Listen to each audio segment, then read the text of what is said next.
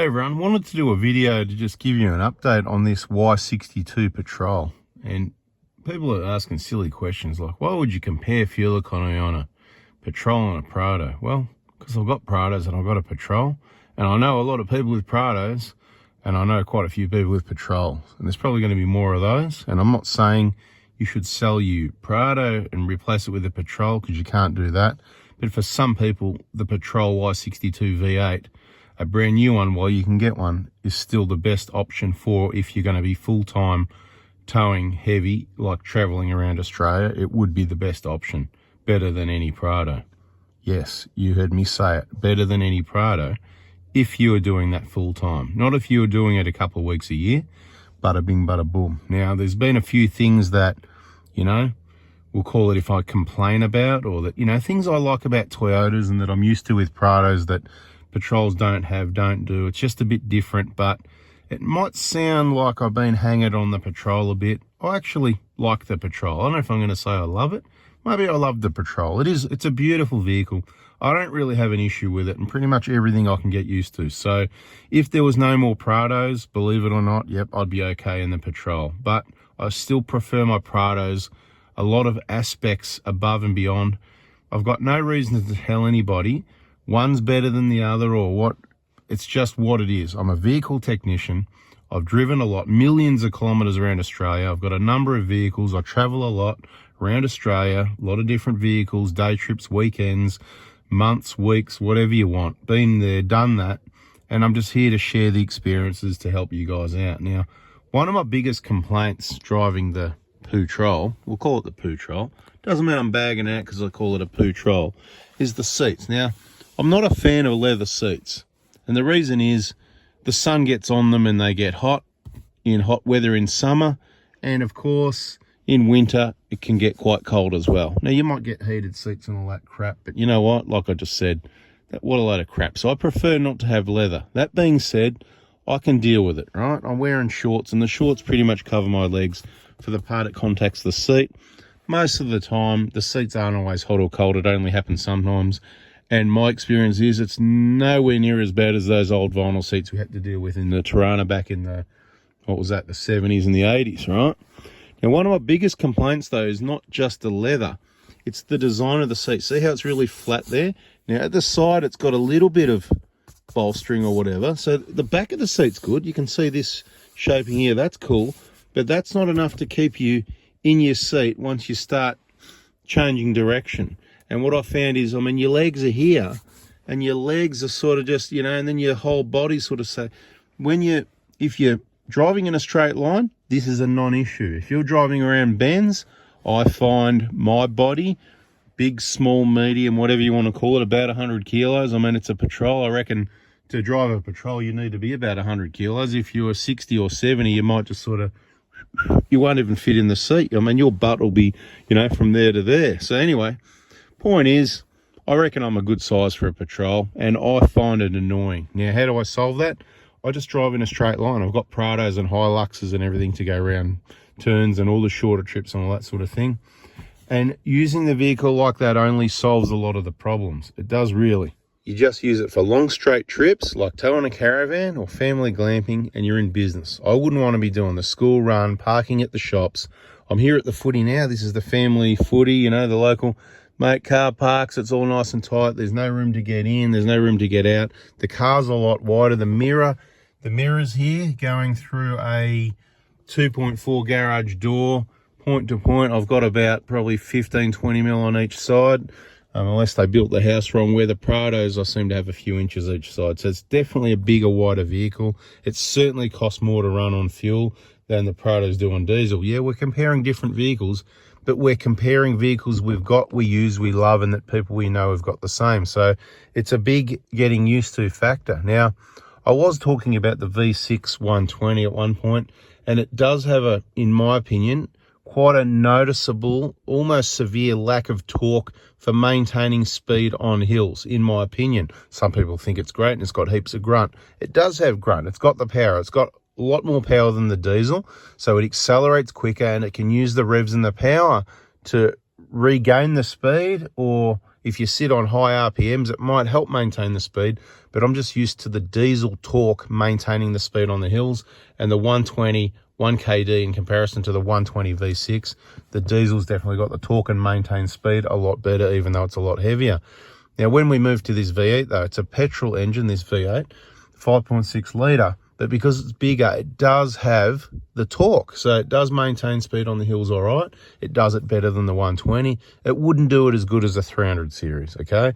Now, let's not talk about 200 series in this video because they're getting old. They've got lots of injectors and turbos and other issues. Let's not go there. They've got DPFs and all that if they're after 2015. So if you got one before that and you've had it since new, you're probably best to hang on to it, throw a set of injectors at it, and one day you'll have the big bill for the turbos, major work to replace the turbos, but you're in it now, so you may as well stick with it. But I wouldn't go shopping for a second-hand 200 series over this. This, you're going to get a brand new car with a 10-year warranty, and it does the job. Let's not go into it too much on fuel economy, but a lot of people I've spoken to, including people that own both vehicles, they say the economy of this vehicle and the 200 or the 300 or whatever, towing a caravan, it's all about the same, which is probably about right. But I would personally imagine a 300 series V6 twin turbo diesel being a little bit better on fuel economy cruising on the highway. Again, depending on the whole conditions, comparing same, but there probably wouldn't be much in it. And you've got your DPFs, you've got your turbo problems, you've got your injectors still, you've got all that stuff with a diesel. Quite honestly, there's a lot of it. It's very expensive compared to a 4-cylinder operation. And bada bing, I think this is a better option for those obvious reasons. When I first looked at these vehicles years ago, and when I purchased this one, I had a bit of a problem with the wood grain, and I could cover it up with black, but I'm pretty well over it already. I couldn't really care less. I like the way the dash is. One of the things I don't like is the lack of storage. There's no storage. You've got this whole big console. You can see there's these little compartments that have got virtually nothing. This is a wireless phone charging, that's all right, but you can't store anything there because everything's just going to fall out or just nothing really fits there. Useless spaces other than 2 drink holders. And you've got this tiny little compartment up there that holds not much. And in here, the console's not very big. And if you've got your drinks in there because it's a cool box, that's cool, but it's no longer storage. So there's no storage there. There's virtually no storage here. Like, where do you put your phones, your wallets, and a few other bits and pieces? Nowhere. It can fit in there, but you can't check your phone in there. So in my opinion, that's not great. Directed Technologies head unit, a lot of people complain about that. I don't really have an issue with it. The only issue, as I've mentioned before, we've got a playlist on this YouTube channel, and we've got a group on Facebook, Oz Y62 Patrol Crew. Check out all the info there. It's just real info. I'm not complaining about the economy.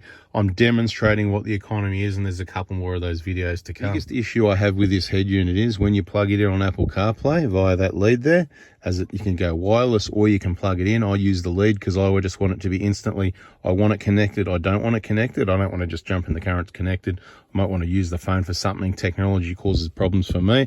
I don't want it connected all the time.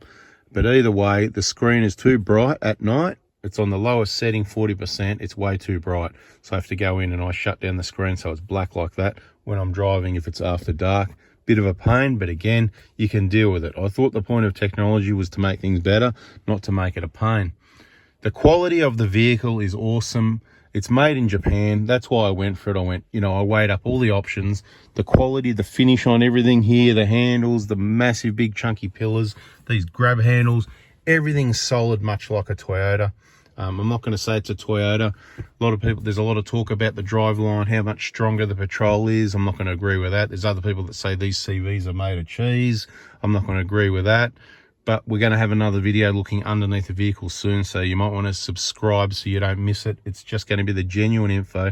And we're going to go through why this might be king of the road as a tow vehicle, but it's not king of the road as an off-road 4x4, although it would probably do well, but being prone to damage underneath, which we've already demonstrated briefly in another video. If you missed it, bad luck, check it out, search back. It's probably in the playlist. The dash layout, let's have a look. What do we got there? We've got the temperature. That's just temperature. I mean, everybody probably needs a scan gauge still. I haven't got a scan gauge yet. I haven't monitored anything in this vehicle. I'm just enjoying the new car smell, the drive of the nice new tight vehicle, as you do when it's a new vehicle. But you'll probably want to monitor the temperatures. I've got no idea where that sits at the moment. Same as transmission temp, but I've got a fair idea that it's going to be okay because I can feel the transmission. I know I've got converter lock, and I know I'm not going to be getting massive transmission temps. That's why I'm not too worried about it at this stage. I've got a 10-year warranty, so if it's going to overheat and something's going to happen, well, it's not going to happen on this vehicle because it hasn't got a bull bar, spotlight, winches, and all these things blocking the airflow. Not worried about that. You got a voltmeter there for your battery. We've talked about that. Smart alternator, it's not too smart. It's going to leave you with a flat battery requiring replacement fairly regularly if you don't watch the videos. Over this side, we've got oil pressure, which I've seen looks good. I'm running 530 full synthetic, and the oil pressure stays at the same spot, even in the heat. Traveling at speed up north in Australia where it's hot all day, oil pressure stays good. And there's another gauge here, the fuel gauge. Should we even talk about that one? Because it's all bad news. The fuel tank doesn't fill up.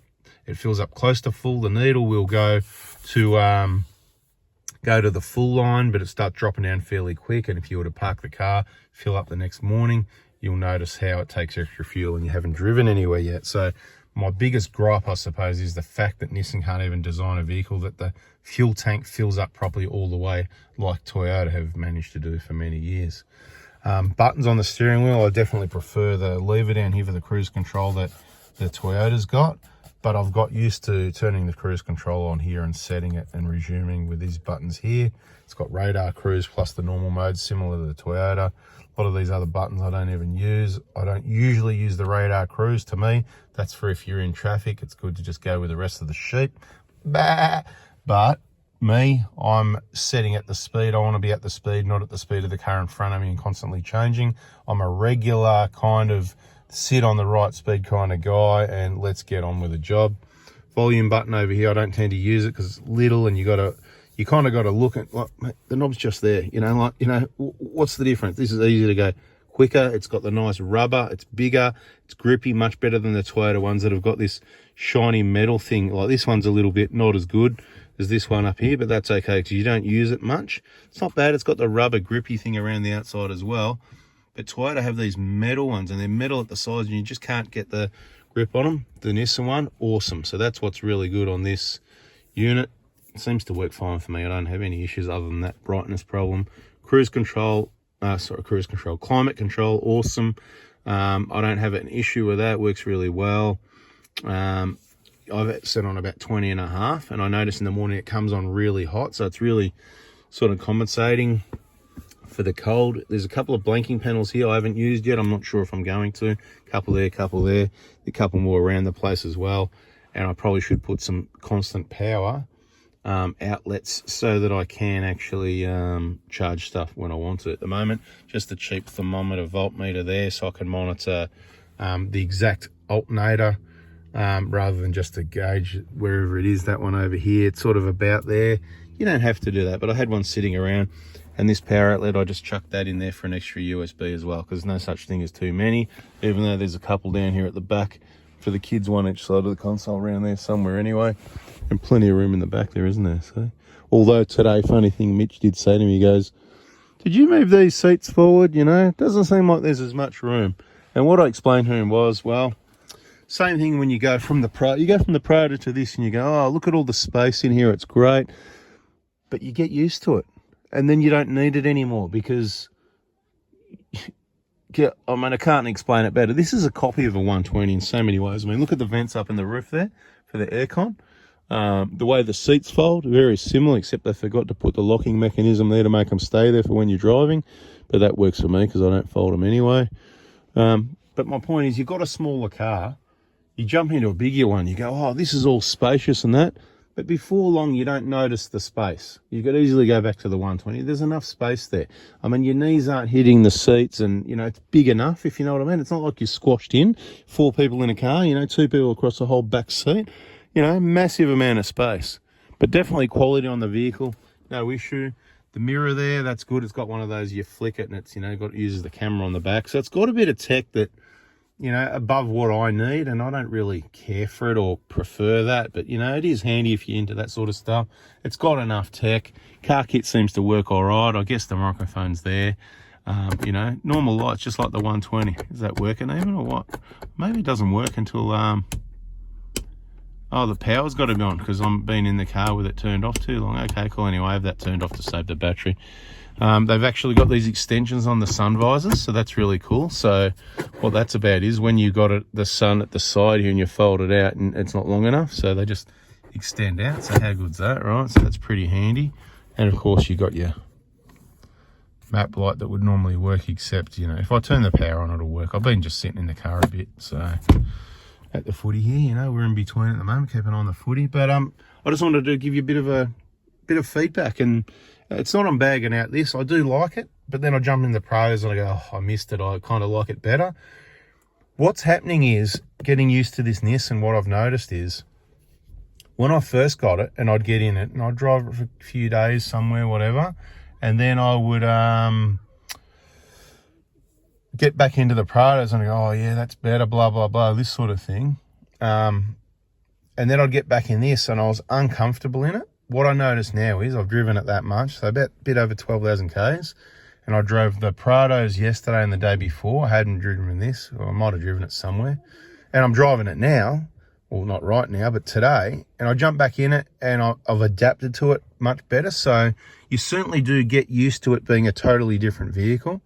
The biggest positive of this vehicle, and it is related to exactly, in my opinion, what it's designed for, is the towing. It is king of the road towing. People can say what they want, but I've done sort of 3 big trips so far this year.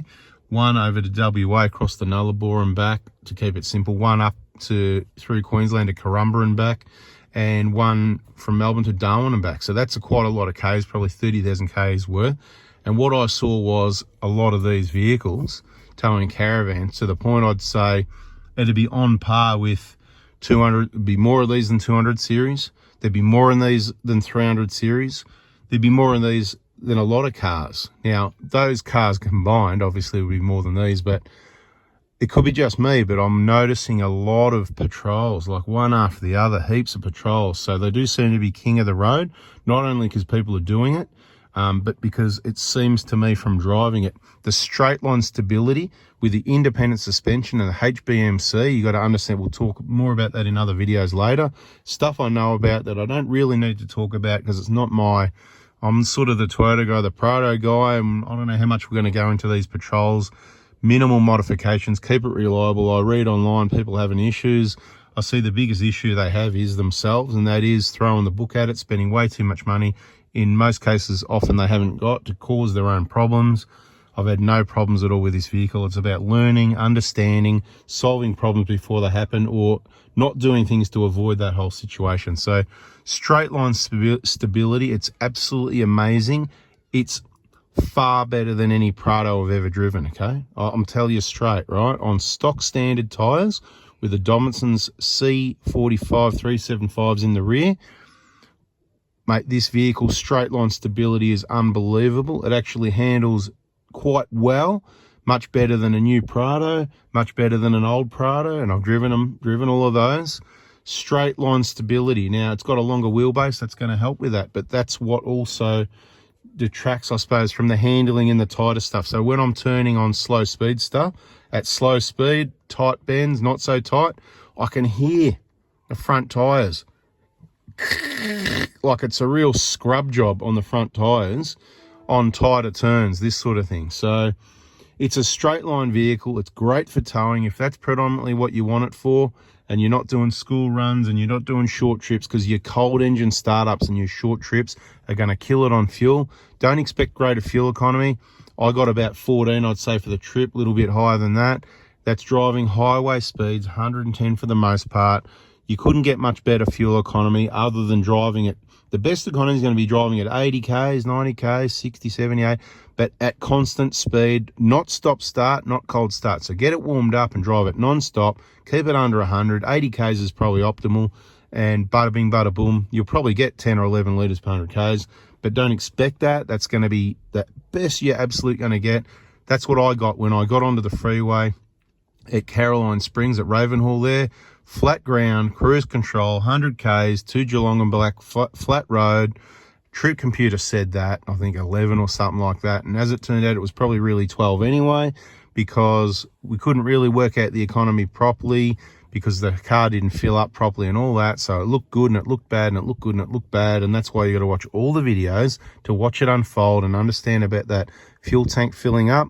What we got to the bottom of in 12,000 Ks is that trip computer is inaccurate, regularly, consistently, reliably inaccurate, at least 1 litre per 100 Ks bad, worse than what it says there. So if it says 13, we're getting 14, 14 and a half, somewhere there. We've been able to work that out, right? So there'll be more info, but we're not going to go too much about fuel economy. Just talking about the vehicle in general. I think it's a very reliable vehicle. I don't think you're going to have any issues. Like I said, own worst enemies, modifying things. It's going to be expensive to run on fuel.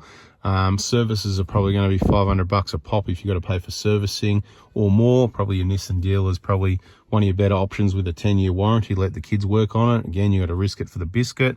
So you got to think, is that something you want to do? You want to sell a car that you can work on yourself, or that you can take to workshop partners that can do the servicing, and sacrifice all that for expensive services on top of expensive fuel? And like I said, if you're doing the towing, if you're retired, you're traveling full time, absolutely, I'll tell you, that's the only time I'd even consider if I had to sell a Prado to get a Patrol. But if I was only using it a couple of weeks a year, you know, school holidays, caravan run, I'd be still using the Prado. Much better in so many ways, cheaper to run, long term, could even be more reliable, the 1KD without DPFs and all the stuff that seems to let the technology cars down. All right, looks like this next quarter might start soon. I've waffled enough, but I hope you liked me just sharing a bit of info the way I see it. Speedo's miles out, 8Ks, 9Ks, so you got to sit it on 120 to be doing 111, 112. Terrible. I just don't know why I do know why. They to make the vehicle look good for the fuel economy tests and all that stuff. That's what it's about. But it just annoys me still anyway. They shouldn't do that. So you've got it up on your Waze app on your phone, on your screen if it's plugged in, whatever. What else can I say? Look, everything works all right. It's a pretty simple vehicle. It's got rain sensing wipers. That works all right. Not that I need that. Push buttons on the wrong side. But you get in this car left side, get in that car right side, get in the other car, you need a key. Mate, you got to think using these vehicles. But it's a simple car. It works. It's reliable. Last of the best if it's something that you want to keep longer term for towing, and that's why I got one. I thought, well, let me get one before I miss out. I got one. I'm happy. Doesn't mean I'm not going to buy another car and add to the collection, so stay tuned. Let's see what happens with this one and the next one to come. Thanks for watching. Catch you in the next video.